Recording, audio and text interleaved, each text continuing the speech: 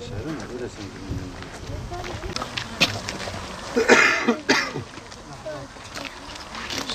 benim. O ayrı.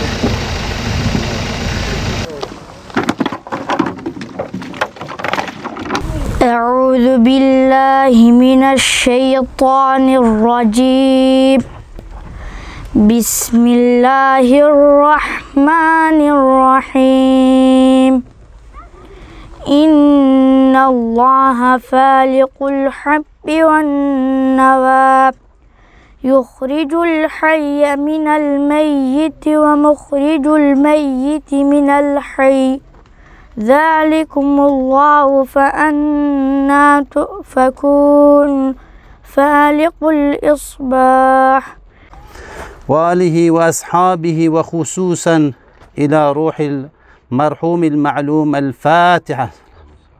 Rabbim tekrar Kadir hocamıza gani rahmet eylesin. Mekanını cennet eylesin, taksiratını affeylesin, yakınlarına da tekrar güzel bir sabır versin inşallah. Malumunuz Kadir hocamızın vefatının sene-i devriyesindeyiz. Fakat Kadir hocamız hala gönüllerimizde hatıralarıyla canlı bir şekilde durmaktadır. Çünkü Allah Celle Celaluhu ayet-i kerimede buyuruyor ki فَذْكُرُونِ اَذْكُرْكُمْ وَاشْكُرُوا لِ وَلَا تَكْفُرُونَ. Beni anın ki ben de size anayım.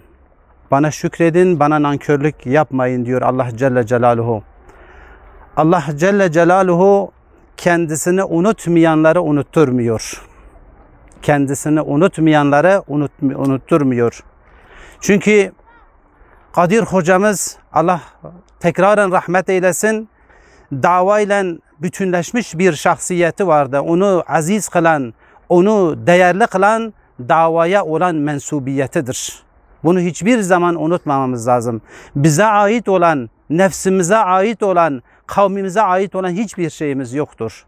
Eğer biz aziz İslam davasına sahipsek, o davanın bir parçasıysak bizim değerimiz olacaktır. Ve Allah Celle Celaluhu ne yeryüzünde ne gökyüzünde onları, o kişileri unutturmayacaktır.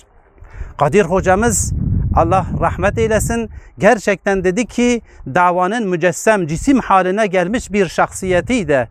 İnsan onu hatırladığı zaman zihin dünyasında hemen aklına mensubu bulunduğu o 124 bin peygamberin altına imza attıkları dava aklına geliyor. Ve Kadir hocamız gerçekten zahid bir insandı, abid bir insandı. Belki bir tarikat ehlinden daha fazla zikre önem veren bir insandı. Ve pazartesi, perşembe günleri hepimiz belki şahidiz. Gerçi biliyorsunuz, tanıyorsunuz, söylemeye gerek yoktur bunları ama biz bunları dile getirirken bizim belki bu güzel hasletlerini dile getirmemiz onun hakkında bir şahitlik mesabesinde olacaktır. Aleyhissalatu vesselam yine vacip oldu diyor. Hazreti Ömer soruyor.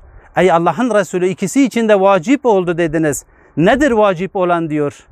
Diyor ki birincisi üzerine diyor o müminlerin şehadeti onun hakkında diyor cennetin vacip olmasına sebep oldu diyor. Ve dediğimiz gibi bir tarikat ehlinden daha fazla zikre ve ibadete önem verirdi. Çünkü bir dava erinin olmazsa olmazlarıdır. Eğer bizim yolumuz uzundur, azlığımız azdır, bu azlığı arttırmamız lazımdır. Bu azlığımız nedir? Allah'a ubudiyettir, kulluktur. Bunun da yolu ibadetlerden geçer. Buna çok önem vermemiz lazım. Küllü atin karib diyor şair.